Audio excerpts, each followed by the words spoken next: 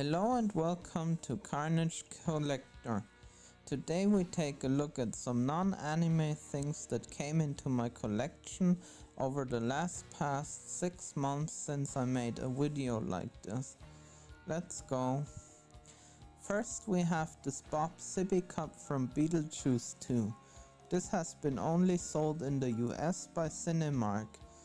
At least they didn't have it here in Germany. Bob is one of the shrunken head guys in the second Beetlejuice movie. The cup is supposed to have a straw, but this one I bought on eBay didn't have one. But that's fine since I like it better that way. I won't use it to drink anyway, and it's purely a display item. Now we have the spooky snail. This is something I wanted as a kid but never got. I entered a giveaway back then and actually won, but the snail I got was a different one, which was still cool, but I saw this one on eBay for $4 and had to get it. It's from a line called Turbo Snails by Hasbro. There are a couple different ones, but I am good with having this one and the one I won 24 years ago. Next we have a Ghostbusters action figure. I always had an eye on this figure. See what I did there? Anyways, this is Buckeye, a figure that was originally released in the 80s, but this one is a re-release from maybe 2 years ago. You can tell cause the eyeball is a little bigger than the originals. I wanted the original for a long time now, but never got to it. But then I found this re-release a lot cheaper, so I picked it up. I like this one a lot and it looks good with my other Ghostbusters figures. Next we have another re-release of a retro figure I wanted. It's Wingnut and Screw Loose from the Teenage Mutant Ninja Turtles. Just like Buckeye, this one was originally released before I was born. I do have a lot of vintage TMNT figures from my older brother, and I searched online which other figures they made. That's how I discovered it. And now they made a re-release that is more affordable than hunting down a complete version of the old one. I of course had to have it. Wingnut comes with his little sidekick Screw Loose and a gun and a grenade accessory. Now we move on to my first vinyl in what I hope will become an anime soundtrack collection. But for now I have only this one cause it was cheap and comes from an forgotten anime I really like, Bride of Daimos. I covered this anime in my episode of Forgotten Anime where I made my own DVD of it cause it never got released on that medium. Unfortunately, my copy of this vinyl is missing the insert which I oversaw when I bought it. But the jacket still looks beautiful and the vinyl is in good condition and plays without any problems. Maybe someday I find the inlay as well for sale to complete it, but for now I'm happy with what I got. Now we take a look at 2 new games I got. First, Clock Tower Rewind. It's the first English port of this classic that was originally released on the Super Famicom in Japan and later on PS1, also only in Japan. It's a nice horror game with a cool atmosphere.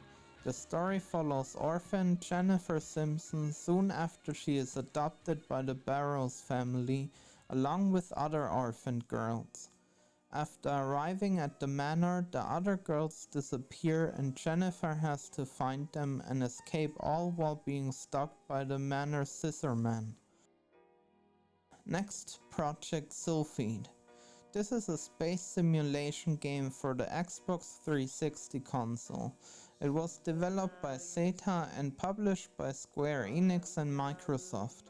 The game is acknowledged as the spiritual successor to the Sylphid video game series. Players pilot a starfighter, shooting incoming enemies on a vertically scrolling third-person playing field. I really like this game, and even though the cutscenes are 3D animated, it reminds me of old 80s space anime, and it makes me feel like I am in the middle of one. I really recommend you this title if you have a Xbox 360. Yakuza Weapon. This awesome movie was a gift from Dave and I really enjoyed it. It is an adaptation of Ken Ishikawa's manga Gokudo Heiki. The director only had 12 days to shoot this movie, which sounds like it's not enough, but please give this movie a chance. You'll be blown away by what they managed to put together. It's a fun and crazy movie about a Yakuza guy who is out for revenge with a Gatling gun arm and a rocket launcher in his knee. Toxic Sushi. Those are magazines from a big German publisher called Nippon Art. I really like these since they cover everything you need from Japan. Articles about anime, manga, food, movies and music. It also features an artist spotlight in every new issue. I really hope the rumors that Nippon Art closes down are not true. I would like to get more of those magazines, even the older ones, since it's a nice journey to the past. Now we have little Jurassic Park figures that me and my wife started to collect. They are inside the Kinder Joy candies. We just got some to try the chocolate cream but fell in love with those little colorful dinosaurs. They remind me of how colorful toys in the 80s and 90s were. And last but not least, probably the biggest score I made last year. All the Year of the Golden Dragon mangas. It's crazy how cheap they were. I think I paid a little over 20 bucks for all of them.